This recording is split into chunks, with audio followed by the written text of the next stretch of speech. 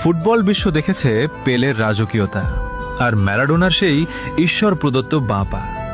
আমরা সাক্ষী হয়েছি মেসি রোনালদোর অতি মানবীয় দ্বৈরথের। আজকের যুগে হ্যাল্যান্ড এমবাপ্পেরা হয়তো গোল মেশিন হয়ে দাপিয়ে বেড়াচ্ছে মাঠ, কিন্তু এই যান্ত্রিক ফুটবলের ভিড়ে তখন একজনই ছিল যে মাঠটাকে ক্যানভাস বানিয়ে ফুটবল দিয়ে ছবি আঁকত। সে রোনালদিনহোর সেই হারানো শৈল্পিক ফুটবলের শেষ উত্তরাধিকারী নেইমার জুনিয়র।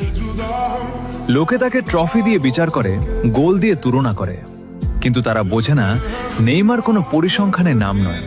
নেইমার হলো এক অদ্ভুত সুন্দর যন্ত্রণা। প্রতিবার যখন সে ইনজুরিতে পড়ে মাঠ ছাড়ে, ফুটবল তার চিরচেনা ছন্দ হারায়।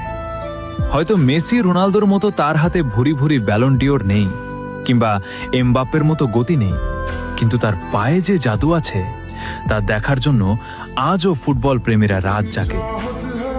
ইতিহাস হয়তো গোলদাতাদের মনে রাখবে, কিন্তু ফুটবল রোমান্টিকরা মনে রাখবে সেই জাদুকরকে, যে জেতার জন্য নয়, আমাদের ভালোবাসার জন্য খেলেছিল।